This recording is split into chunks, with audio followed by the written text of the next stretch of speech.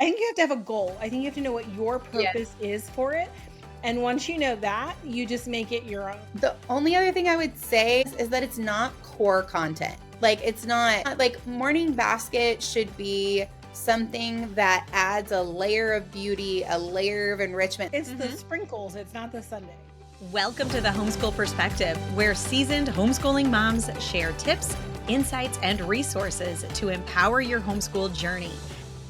To morning basket or not to morning basket? That is the question for our podcast episode today. If you have spent any time on social media where the homeschoolers are, then you have likely asked yourself this question. So, what is the right answer? Night owls may be looking on in terror at the thought of morning basket. Well, our early birds are eager to get all the details. So let's dive in on this topic. Should we do morning basket?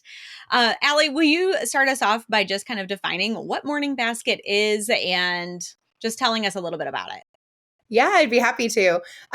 So we do utilize Morning Basket. And essentially what Morning Basket is, it doesn't have to be a basket. It doesn't have to be in the morning. So kind of a silly name, I suppose, but essentially it's a collection of small things, small little bites or tastes of interesting topics that you want to cover with your kiddos. So this can be things like, I feel like I should get my morning basket and share, but it can be when my kids were little, we had the Usborne art cards, and we would go through and look at these beautiful pieces of artwork. We have little books that were like books we're reading on artists, composers. We have poetry. We will do some Mad Libs or grammar things in there, but it's like all the fun little things that we just don't get to unless we have time set aside for it. And people's morning baskets range wildly in topic. There's been times we have had additional Bible studies in there. We've had science things in there. It's kind of like grabbing at things we're interested in. Right now, my kids are getting ready to be in a play. And so we run their lines as a part of our morning basket. And we've got resources like in the morning basket where they're writing them out and things like that. So it changes with us, but it's essentially grabbing the little things that you want to use to enrich your homeschool, but that you just can't find time for in other parts of your day. Okay. So, Lisa, do you do morning basket? Do you do anything like that? So, I was going to come in and say, well, we don't morning basket anymore, but we used to. But the reality is what we do is table talk. And it is essentially morning basket, but it's over the lunch table. In the middle of our day, we talk about the different things or the little things. And I always have a basket or a drawer on our coffee table that has different things in it that I'm intentionally swapping out for the kids, and they pull them out and we talk about them. So it's a little bit different than the basket at the start of the day, like we used to do, which is more what Allie talked about. So we've done it in certain seasons, but this isn't one where we have that formal time right now. But we do still make sure that we work in those bite-sized pieces we want the kids to know about. So, what sort of resources would you say you're using for morning basket? Like, or do you just do talking? So we have, well, we use conversation decks. We love topics about those. And I will totally slide some in that talk about things that we've learned in history or science. We definitely love art and music in our family. We're super into learning about all like one artist's work or something like that. And so we'll get out like a coffee table book more along the lines of than like small basket things. We did used to use the Usborne art cards. I was like, oh yeah, we loved those. They're That's so actually what got my kids hooked on art. good. Hmm. And Interesting. we did a hymn study once for music, which we really liked. Now we're doing composer studies, and we play whatever composer we're listening to on our Alexa during our lunchtime. So little things like that. Yeah. Okay, so you do like all of that morning basket stuff. You just do it at lunchtime. We do So it lunchtime throughout the day, you Yeah. I've know? never, yeah, I've never done a morning basket. Like I've never been able to, probably because I'm night owl sort of person. I'm not ready to go like that in the morning. Like I'm just not. However, there was a time in our homeschool where I was noticing that my kids needed more um of me. They needed more involvement from me first thing in the morning, because my idea was, let's just play. I want my kids, especially when they were little, I wanted them to start their day with play and fun and exploration. But it was not formal, and I was not going to be a part of it. you know, or I had babies. It was yeah, First. yeah. I mean, like I just needed like a minute, but my minute was like actually hours, Mhm. just to get going with my day. But what I ended up doing was starting the day with board games, and that was our like morning time that we did, that was really special, and it was fun, and the kids could play. My idea was to train my kids to like start the day playing with each other, but of course I had to be super involved at the beginning of that, helping them play those games with them, and working with them to get it going, to get the ball going, or rolling. So that was kind of one way that we did it. And then while I was playing games, the other kids, we always have books around, and, we always have books around. We always have toys, those educational toys, and those puzzles and things like that. So my toddlers and babies would have things to do. But anytime we tried to sit around and do a read aloud, or anything like that, it fell apart so fast that in Mhm. the morning I did not have patience for it. That's why we So, abandoned morning baskets and moved to lunchtime, because when they're eating, they're kind of a captive audience, but they also yeah. enjoy the conversation. We also do the morning game thing like you mentioned too here, and I never even thought about that as like a morning basket type thing, but we Mhm. read the Bible together in the morning, and then we eat breakfast or whatever. And then when the older ones start their schoolwork, the younger ones come in and we play either backgammon or Nardy or Kings in the Corner or Go Fish. And it's like this game that like cycle that we go through. And actually this morning, we took today and we had a game with a trophy. Like we actually had like the brackets and we had a game challenge Oh, down to a trophy fun. winner.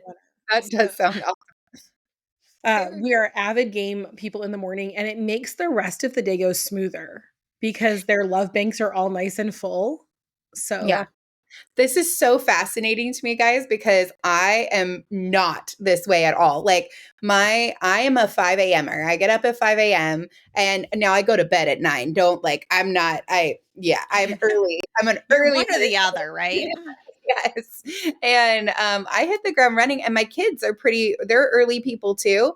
So if I want to get something in, if we want to do like fun things, if we want to have those times, it's got to happen early in the day. Because like if I tried to put those at the end, like that's just like we can't. So that's where we play games. We set up this little game table in our living room, and we'll play games late in the afternoon once everybody's kind of like burn through their energy. Like we balance, and we play chess and checkers and things then. But in the morning, that's when we are just all like ripe and can do more. Um, if we start too slow, by the time we get to mid afternoon, I mean, no, like nothing's happening. Nothing is happening at that point. So it's so funny to hear that. It's so interesting how families can just you really just have to do what feels good to you. and Yeah, again, it's such different seasons because we did the whole morning routine thing. My true. old, like I have two groups of kids. We have the older kids who are almost all graduated now, which is like wild. And then the younger ones coming up behind. My older kids never, ever, ever hit lunch without their school day being done. They would get up at early because they wanted to be able to say once lunchtime happened that it was like the rest of the day was theirs. Yeah. And Mhm. they would have math and science and history done by the time I was done changing diapers and breastfeeding and having my morning tea back then. They would already be ready for me to check it and talk about it. And over lunch, we would discuss everything that they had learned. They would ask questions. If they needed to like work on a paper or something that really required more of me, it was so funny because they'd come talk to me while I was nursing the baby or whatever. And I'm like, well, we can talk about it after lunch. And they're like, oh no, like Yep. I want to be done with school by lunchtime. And, this was back when we were like really intense and did a lot more schoolwork than we do now because we found integrated curriculums.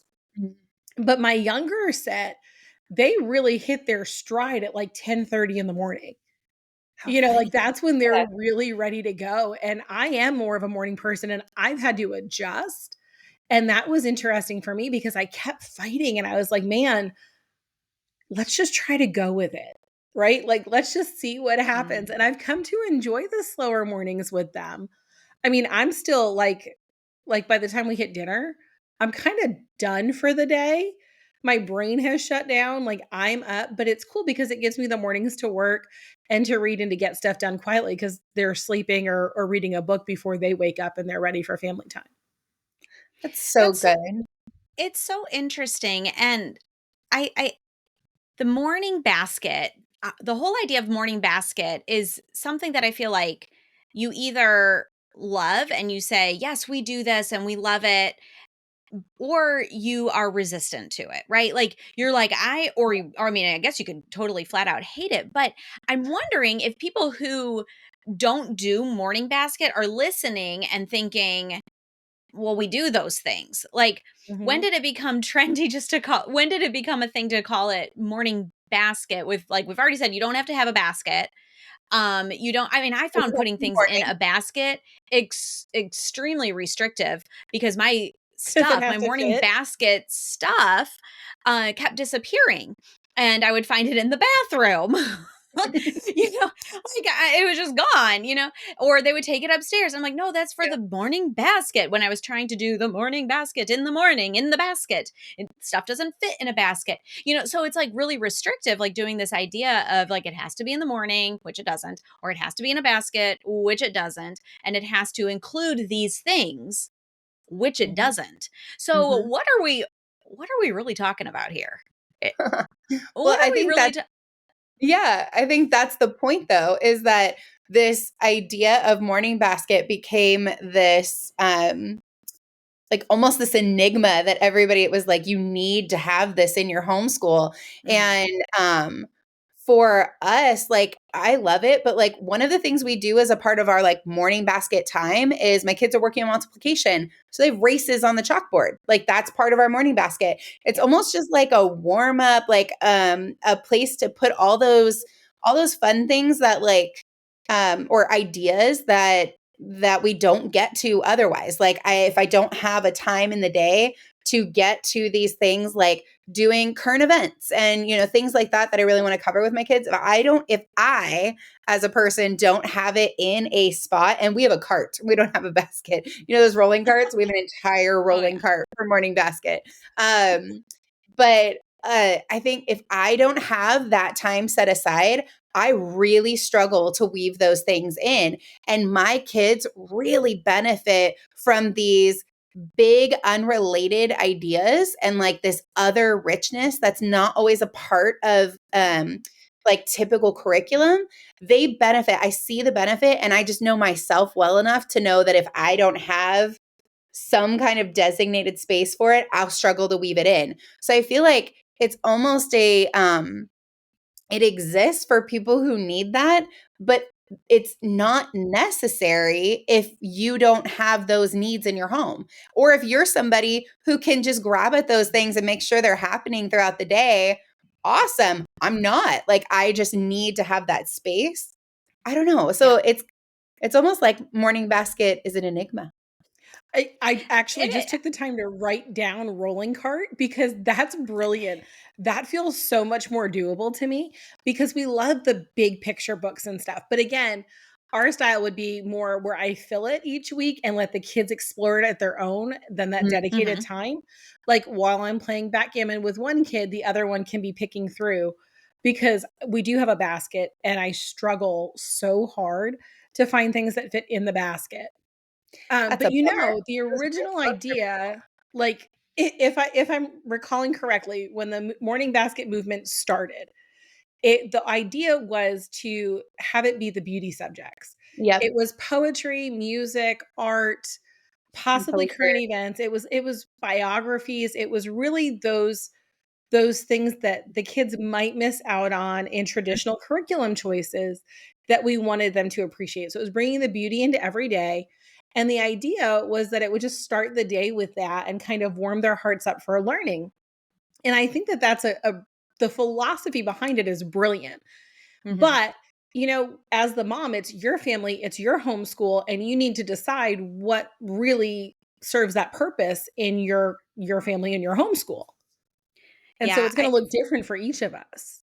yeah, I always want those times when to be connection builders. Like, one of you were saying it earlier, like really filling their cup first thing in the morning with that connection.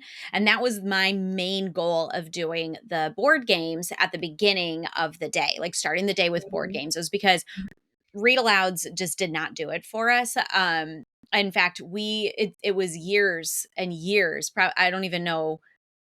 I think this year is my oldest is in 7th grade. So this was the first year I have been able to successfully do a read aloud, like a novel in my homeschool. Like I can do picture books, but there was just like somebody was jumping off furniture or, just getting up and reading, going to the kitchen. Like I'm like, hello, we're reading. Even the Legos and the Play-Doh, all of those strategies to keep your kids. It did not look like that in my homeschool. It was utter chaos if I tried to read a book. So I don't know, like that. So we always did it. That's why we shifted to audiobooks in the car, and it just worked really Yeah. well. So I just pulled that idea that I would typically love to do, like all sitting around together, like that That warm picture, fuzzy. that Yes. warm, So there fuzzy should be picture. glow around. Oh, yes. That was not the picture of my homeschool, but I wanted my kids to hear good stories all the time. And so we just put it over the speakers in the car. Everyone was strapped in, nobody could go anywhere. They didn't fight. So, I mean, my kids, some of my kids have some issues with some things that were preventing that. So I will just say, that it was not like a Yeah, discipline there's thing. There more were to the some real story. struggles. There's more Yeah. to the No, story than that. Yeah.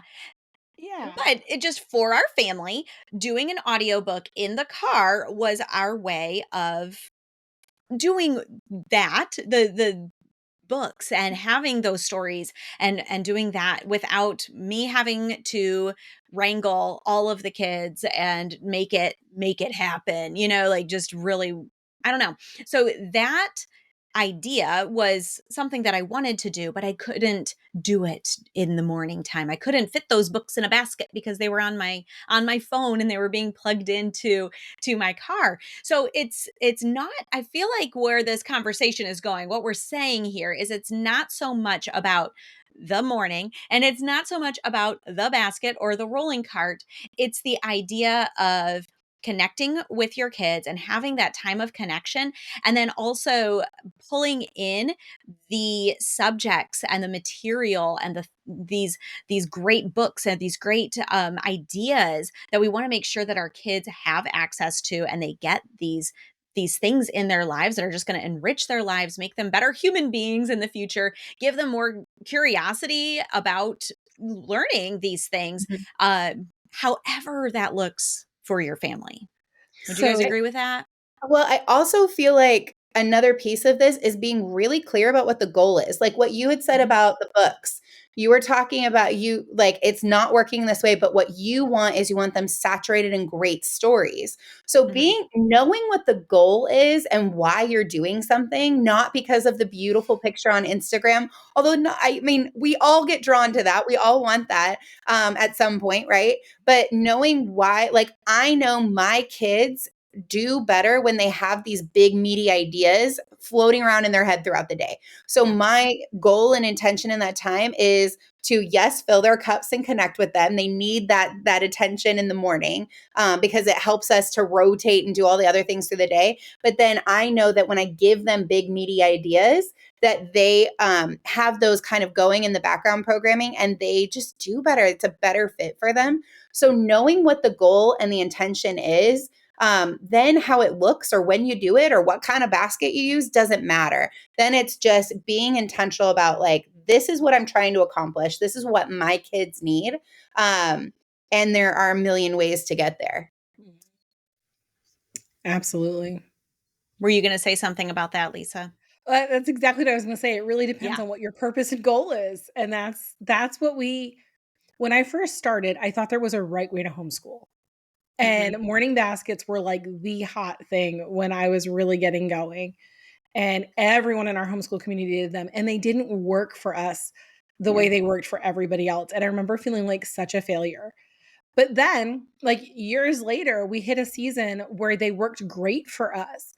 And there was actually, I was on bed rest for one of my pregnancies and I put together a basket. And in hindsight, I can say it was a morning basket type thing, but I didn't know it at the time. And it was a laundry basket. And I It put it on works. the end of my bed, right? And the kids would come in while I was on bed rest and they would pull out the things and we would read together. And then I would move to the couch and we would do like be available for homeschool lessons. But we started every day with this laundry basket on the end of mommy's bed while mommy was on bed rest. And it was, art studies, biographies, and each kid took turns teaching their siblings and sharing with me what they were most excited about. And so I never even thought about it until this call, like where we're talking now. But, that was a season where Morning Basket was that connection point for us. It was educational. It got the kids excited and involved in their education. It was a great way to launch the day. And it served a really important purpose for me taking care of the baby, but also for my kids and their homeschooling and still keeping the focus on their education in a way that I could do it. Yeah. So I'm all about seasonality and rhythms and rolling with it as you enter different seasons and different seasons of life and also even different seasons with the weather. Because come summertime, my kids are outside jumping on the trampoline before breakfast. The idea of a morning basket would be laughable to them. But during Right. cold weather days, we sit by the fire and we have an old vinyl player and I got these really old records that are Schubert and Chopin and Bach and whatnot, and we put the classical music on, and then I found old audiobook ones, and so we'll listen to audiobooks on vinyl, but because it's on the record player, the kids are so excited to do it and they will sit there like a I love captive, that. like they are glued to their seats and not move because they love it, and then they want to flip it and they'll tell you all about it, and it just works. But it's not a specific time of day. It's kind of whenever we gravitate towards the fireplace and whenever we all grab a cup of tea, and it could be at 11 a.m. or 6 p.m., but it's still that concept that is that morning basket. Do you guys think that when maybe early on in your homeschool journey, you did things more strictly and by the book, Yeah. and then once you found your rhythm, it moved and it morphed into what worked for your family? I mean, I know you're all saying yes, but like, Well, do that you is see cool. the pattern though of Yeah. this? Like when we started homeschooling, I wanted, all of these things to look. We had our morning basket, or our morning time. I didn't call it morning basket because like I said, like it never stayed in the basket. So Don't we put you in didn't. a box or in a, yeah, No, in a box. no way. So a morning time and a morning, then we had our family subjects, and then we did, and then I had an afternoon time. So like things that I wanted to do in the morning time that maybe didn't work or it didn't carry over, I would put in the afternoon time. But it's and however, I will say I still do this. I still plan what I call my perfect day. Little nod to Miss Congeniality. Describe your perfect date. But I do that, and just so that I know that everything will fit on paper. If it doesn't fit on paper, there's no way it's going to fit in my real life. So I fit it on the paper to have a morning time, and then to have our family subjects, and then our individual subjects, and then our afternoon time, and does lunch and chores and all of that fit in there?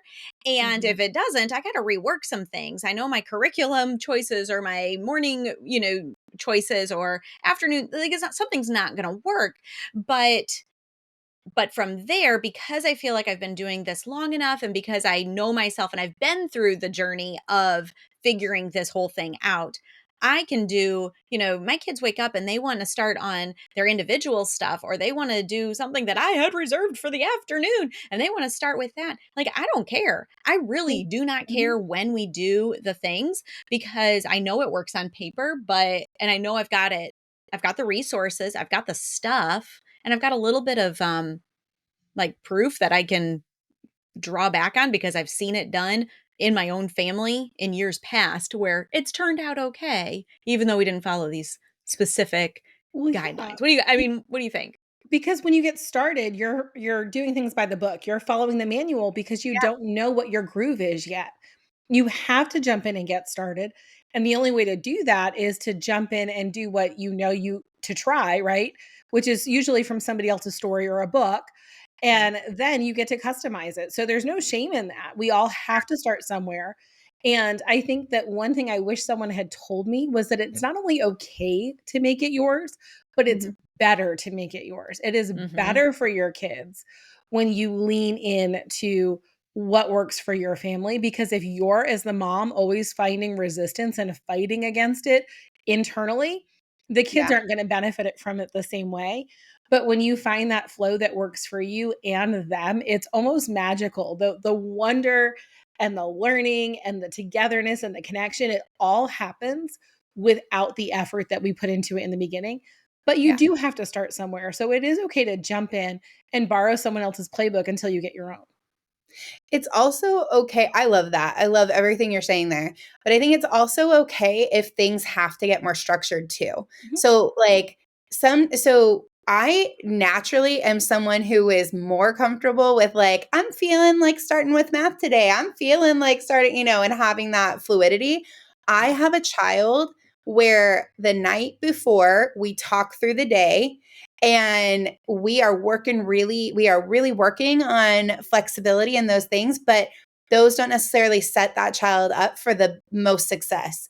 And Right. so it's also okay if you, because I've worked with, I know families who've like, we're going to be unschoolers and they get started, and unschooling can be great for the right family. And then there are some kids where that is not going to Doesn't suit work. them, right? So I think as much as we talk about how you start with this rigidity or like trying to follow other people's paths and then gradually loosen and adjust, and you can have more of this like, it's also okay if you start that way and then realize that like you need more structure than the person you were following at the time, or if things need to go that way too, that's okay. At the root of it, it's about figuring out your kids and your family and what serves you best.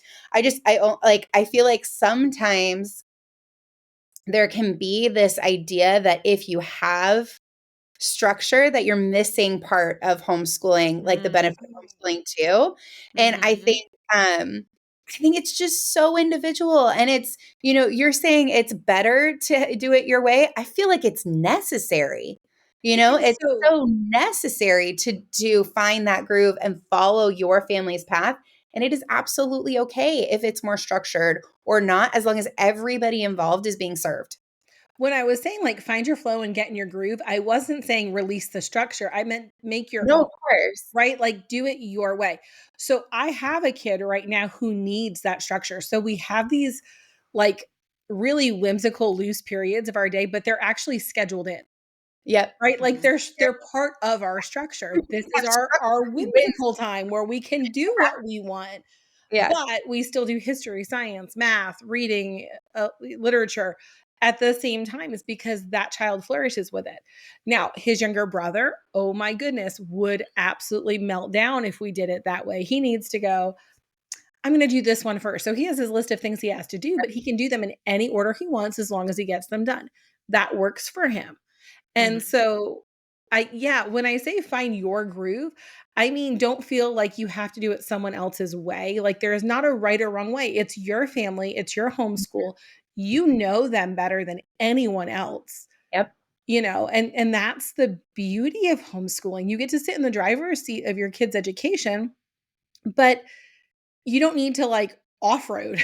You know what I mean? Like, it can be a smooth journey, but if you're somebody who likes off-roading, go ahead. Right. I personally, I like a nice paved road. I like it to go nice and smooth. I like to know what's coming, but that works for us. And my kid, who is not like that at all, he's teaching me how to homeschool him better. Yep. Yeah. Yep. And it's interesting too when you have a family full of kids with different personalities and you have different way that Oh, works yeah. best for you, and Yep. finding the unique way that your family functions in that, because I have one kid that would just thrive as an only child, unschooler. Like he would thrive in that situation. Obviously, that's not the family that God put him in. He's got 3 siblings. And so it's so interesting and necessary for him to learn how to work with people who don't work the same way that he does. He has to rely on, we do, one of our curriculum is like an every other type situation. So between my 2 kids, they share it, and I just have them, they can sit in on the other, on anything they want, but they have to adjust, or one goes first and then the other one does the next lesson. And that's their responsibility for that. Uh, and he's always waiting on his brother to get, to get his part done. But that's life, right? So Mhm. these things that maybe they do work, best for one child, but they don't work for the entire family, we have to adjust in that area. And then there's something else that's going to work better for another child, and everybody has to adjust, because that's just life, and that's how life works. And sometimes it's us. Sometimes our kids, don't follow what works best for us, and they have a different way that they learn, that we kind of have to shift and find what works best, not just for each kid individually and not just for us individually, but the whole family together. And I think that's why it's always changing. Lisa, you said at the beginning, we used to do it this way, but now we do it this way. And, like, it's always changing because our kids are growing, we are Yep. learning, and we are changing what we do as as the leader of our kids' education. We're changing what we're doing, and our kids are changing they can tolerate, what their schedule needs are, what our family schedule needs are. And so it's okay and necessary to do it differently, even year to year, month to month, season to season, however you need to Yep. switch it up. It's Mhm. totally necessary. And it's okay to acknowledge the need and not necessarily accommodate for it either. Like you're saying, like Right. sometimes this is the way it's got to work right now. That's okay too. You're not responsible for filling, like you can't possibly fill every single nuance, perfection need that everybody has. So sometimes it's just okay to, like, yeah, I know it's hard to wait on team members or siblings, Right. and we're going to have to learn how to do that, and that's okay. Yeah. So do you think that there's anything that you have to have in order to call it a morning basket? I was gonna say a morning or a basket because that's funny, but it's not true. We already decided it's not. I think you have to have a goal. I think you have to know what your Yeah. purpose is for it, and once you know that, you just make it your own. The only other thing I would say, and I feel kind of like about saying this, is that it's not core content. Like Yeah. it's not like morning basket should be something that adds a layer of beauty, a layer of enrichment. Like to be it's not intended to be more core content. It's the Mhm. sprinkles, it's not the sundae. It's the sprinkles. I like Yes. it. The You all know I do sprinkles. a whole workshop on that. I was just thinking of your cherry on top. It's Yep. exactly, yeah, That's exactly. exactly what it is. Homeschool planning with a cherry on top. It's the sprinkles, it's the toppings.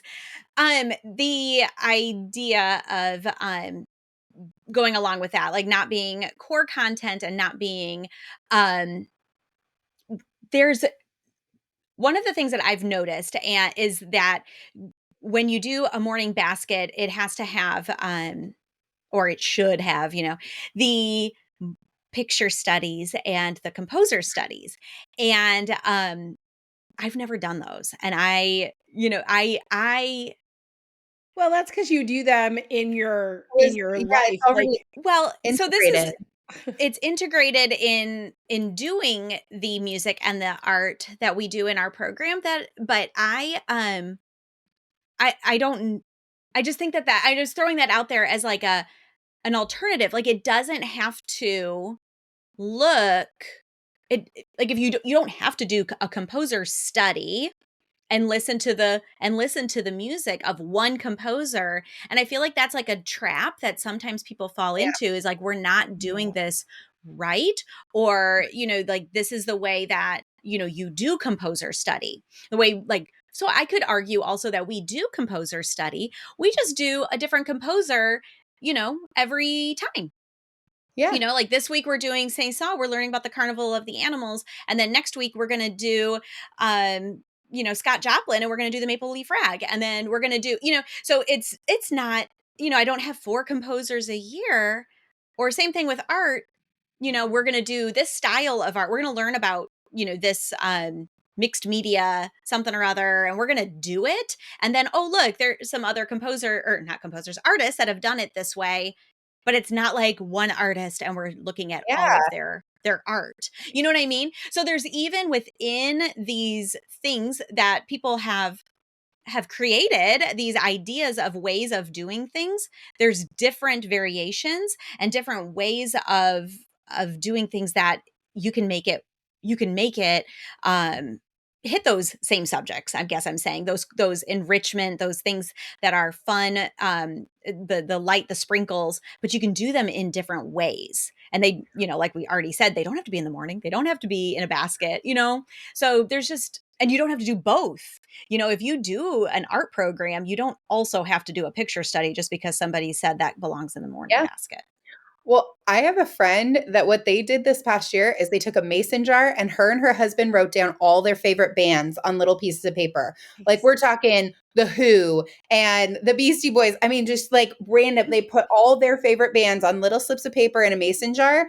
And so their music study for this year was every Monday, the kids pulled a piece of paper out of the jar and they listened to that band the whole week. And it was something that the parents really enjoyed. So like, I'm it taking that doesn't even idea. have I to love be. it. Oh my Isn't gosh. that awesome? That's Well, and the so thing much is, like, fun. we've done traditional composer studies, more like Charlotte Mason classical composer studies, and I'm like, "You know what? I think next year we're gonna do a mason jar with The Who in it," Yeah, because that's also fun. So you don't even have to stick with one way forever. But I'm We so do glad you brought that. that up, I'm so glad you brought that up, Rachel, because it really, like, there's so many incredible things in the world to get to learn about and get to know and get experience with. There's just so many cool things. And I remember when I was first homeschooling back in the day, like or actually, I wasn't even homeschooling yet, my kids. But I was listening to a mom and she's like, I just want my kids to be like cool people I want to hang out with. Like, I want them to Yes. know cool things and be interesting when they're talking to other people. Like, that was their goal in their homeschool. And it wasn't cool, like popular. It was like, I want this person to have enough experience and exposure to all these different things that they can converse and be interesting in different situations. I thought that's really cool. And I feel like Morning Basket is like where you get that stuff. I love that. And when you said the mason jar idea, we do that with our vinyl record collection. We're like so guilty of picking up records we don't know what's on, right? Like I we're just love like, that. "Hey, is this good?" And someone's like, "Yeah, we'll grab it so we can listen to it and get exposed." But I yeah, love the idea of that intentional appreciation of things that are outside of the box. And yes, one of our homeschool goals is to raise fantastic conversationalists. Yes. I love riveting conversations and kids who are well-rounded. There's like this stereotype that homeschool kids are boring and that their parents follow this template. I think we've proven we're all rule breakers here. So it's no surprise that none of us fit it. But like I want my kids to be able to talk to anybody from any generation and about anything, whether it's art or music or meteorology or I don't know, the animals. Like our kid the other day, one of our kids met someone at the park and he was like, "Hey, I'm so and so. What do you like?" And the kid was like, "I like turtles." And my son was like, "Turtles are cool. Hey, we learned this about turtle." And he was like, "Okay, I can work with this. Like, I can talk about this." And I was like, I had this inside moment of, yes, he can talk about anything. Like, this kid just threw this random thing out. And he was like, "Okay, I got this." Right. And I watched another one of my kids go, "Huh, I've never heard of that. Tell me more." Right. Like, they're not afraid to say that leading too. questions. Look at that. I know. I'm like, these Look are at giddy that. moments. This is like I'm getting Yeah. secondhand giddiness. Right. Like, Yeah. and this is, and again, like to us, that those are the morning basket things. Like that's that idea that those things that we work into our day, even though we're not traditional morning basket people, we work those moments into our day so we can talk about those things and ask those important questions. And in the world that our kids are growing up in, I think that those conversations and questions are so valuable because it helps them find out what really is true and to dig deeper and to learn more and to make those connections. And I will say this, we add in culture studies. I want my kids to appreciate all the various cultures in the world. And I would not, by our definition of morning basket here, it fits that, but we often do it at dinner time because we'll usually cook a meal and talk about a culture. And then I will challenge the kids during the week to go find something that's literary or musical. But I don't consider, again, I've never thought of it as morning basket time, but it is so enriching. I feel Yeah. like we And I think redefined morning basket.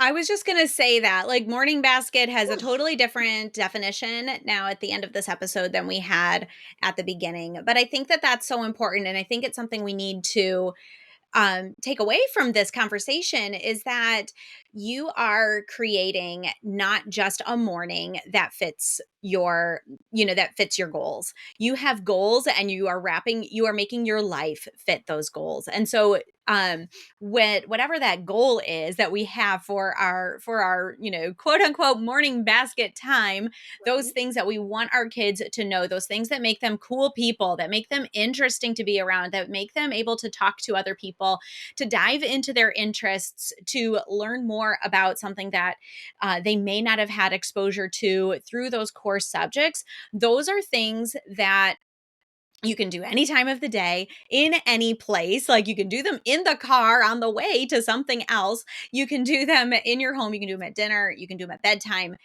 It's more about creating the time and the space to explore things outside of the core curriculum. I mean, I Yeah, think if we boil it down to that, would you guys agree? Oh, yeah. absolutely. Mhm. So I hope this is encouraging to our listeners who maybe at the beginning of this episode were like, morning basket is not for us. Chances are likely you are already doing it. And I think that it needs a new name. I think we need to change it from morning basket because it's Sprinkle too, time. Sprinkle it's, time. it's the sprinkles, it's sprinkle time. We need to have this as, everybody needs this. Every family needs this. Mhm. Not just, not just homeschooling families, but every family needs this. This is the stuff that makes you and your family and your um, homeschool just totally unique. So, any final thoughts from either of you? Oh, I think you summed that up perfectly. All right. Well, we appreciate you guys listening. Make sure you check out the show notes below for anything that we referenced in this episode, and we'll see you next time on the Homeschool Perspective.